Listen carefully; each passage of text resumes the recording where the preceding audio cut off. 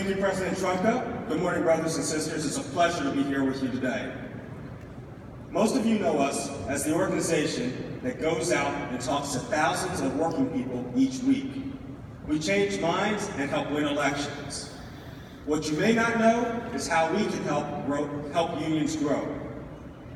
Working America organizes non-union retail workers in the Twin Cities into Retail Working America. So far, there have been 5 successful union elections from this project. That's right. Working America activists in Greensboro, North Carolina, worked with the city workers to win a $15 minimum wage increase and paid family leave, the first such victory in the South.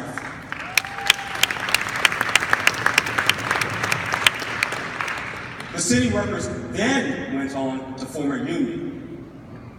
And we've been using our skilled team of campus organizers to help affiliates sign up and re-sign union members at the doors in the face of attacks on unions, and getting members to contribute to their union's political action fund.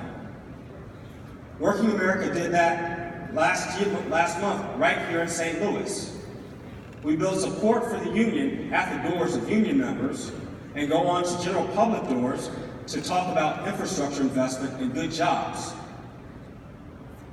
More than 2 out of 5 of those union members we talked to made a contribution to their union's PAC, averaging $75 a year.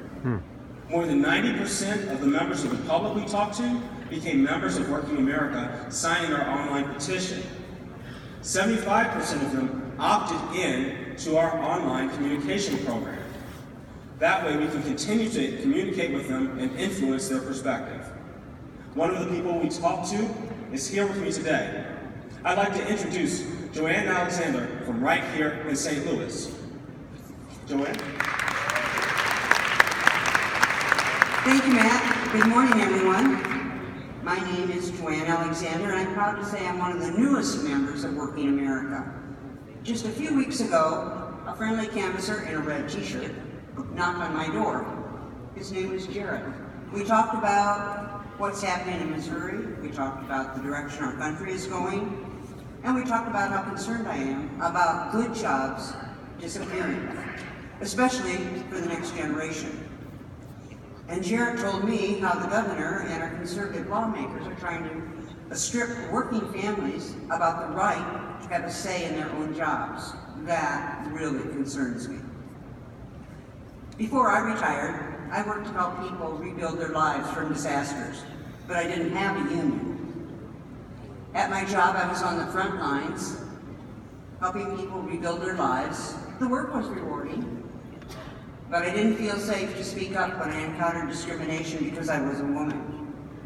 So I know firsthand how it feels to be isolated and alone, how it feels to be me versus the boss.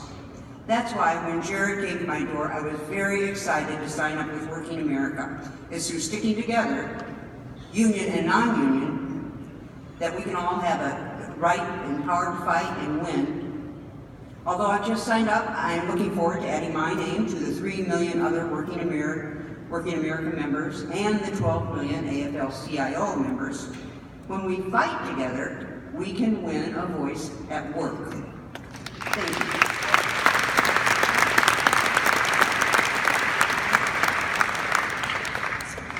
Thanks, Joanne. Good morning, good day, Convention Center. My name is Siraj Watt, and I grew up in this great city of St. Louis. My father is a member of IBEW Local 4, 20 years of running. What's up, guys and gals? Now, growing up in a union household, it was a given that the workers had to be active. So when Working America reached out to me recently and asked me to become a member, I never hesitated. Working America is connecting working people without a union to the larger labor movement and the AFL-CIO. And I personally see every day why this is more important. Now the truth is, St. Louis is facing some stark divisions right now. And when I look around, I see generational walls and racial walls in my community, in our communities. So Working America is helping us break through these walls by building bridges, connecting workers all over St. Louis City who don't have a union. Through Work in America, we can bring all these different people with all these different backgrounds into the labor movement, one conversation at a time. Now, this is a hard work of bridging divides, but it's actually part of the labor movement's history. I personally am working on a play right now about an influential organizer and the vice president of the Brotherhood of Sleeping Car Porters, Mr. T.D. McNeil. He's a fellow St. Louisan, so if you haven't heard about him, look into it. Now, McNeil, he understood that to break down the divisions that allow the boss to exploit the worker, you have to unite the people on the one thing that we do have in common, which is work. Now, the workers of his day wanted safer working conditions, better wages, and fairer hours. And it sounds very familiar. Now, our unions unite us on the commonality through our work and our desire for a better future. Work in America has given me a way to link up with people in my community, channel my passion and desire into a noticeable action. Now, history's role models have shown us that we can build a better future for our families when we join together, when we work together, and when we fight together. Now, I'm ready, Convention Center. I hope you are too.